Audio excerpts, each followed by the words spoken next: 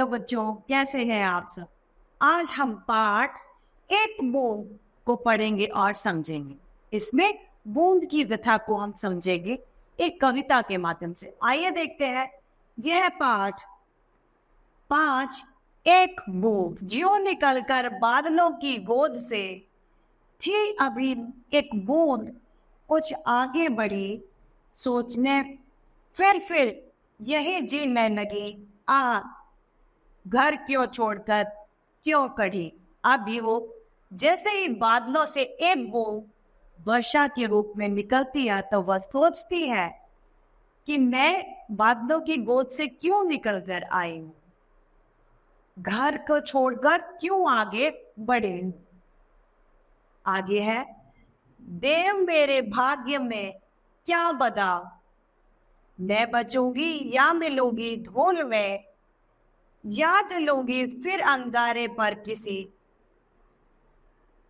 चू पड़ूंगी या कमल के फूल में। अब वो कह रही है, या मैं किसी, मेरे भाग्य में क्या लिखा है भगवान, क्या मैं बचूंगी मतलब बूंद ही बनी रहूंगी, या मैं धूल यानी मिट्टी में मिल जाऊंगी, या फिर जलूंगी किसी जलते हुए अंगारे पर गिरकर बुझ जाऊंगी, या मैं किसी कमल के फूल पे उनके उस पे निखार ला दूंगी।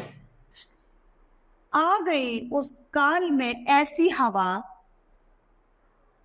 वह समुंदर की ओर आई अनमाने, एक सुंदर सीप का था वो खुला, वह उसी में जा पड़े मोती बने। अब क्या हुआ, उस समय एक ऐसी हवा आई जो उसे समुंदर के ओर ले गई।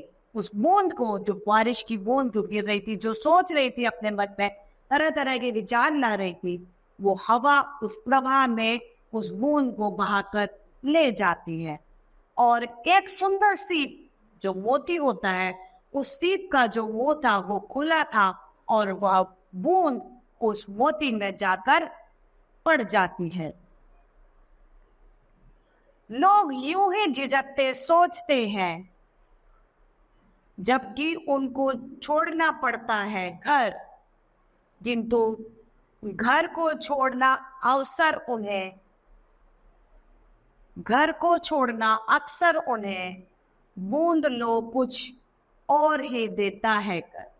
अब लोग जो है अपने घर से निकलने पे डरते हैं, झिझकते हैं, उनके मन में घबराहट होती है, क्या होगा कैसे होगा, जिस तरीके से बूंद के मन में भी थी। अब बूंद लेकिन वहां पर अपने गंतव्य तक पहुंच चुकी है, तो वो कहती है लोगों को नहीं झिझकना चाहिए, जबकि उनको छोड़ना ही पड़ता है। घर तो एक ना एक दिन सबको छोड़ना है, चाहे वो रोजगार के लिए हो, चाहे शिक्षा के लिए हो, हमें जाना ही पड़ता है बाहर। बूंद लोग कुछ और ही कर देता है। अब जब आप घर से निकलेंगे तो आप कुछ ना कुछ अवश्य कर ही जाएंगे। आप घर से क्यों निकलेंगे, अपने किसी न किसी लक्ष्य की प्राप्ति के लिए। जब आप घर से निकलेंगे और प्रयत्न करेंगे तो आपका लक्ष्य आपको स्वतः ही अवश्य मिल जाए। इस तरीके से इस बूंद की एक छोटी सी व्यथा हमें सुनने को मिलती है कि उसके मन में निकलने से पहले क्या क्या भाव आ रहे थे, और जब वो एक सुंदर से सीप के मुंह में जाकर मोती पर सज गई तो वह कितने खुश हो। इस तरीके से हमारा ये पाठ एक बूंद समाप्त होता है। मुझे आशा है आप सभी को ये बूंद नाम की कविता भली भांति समझ में आई हो। आज के लिए इतना ही, फिर मिलते हैं। धन्यवाद।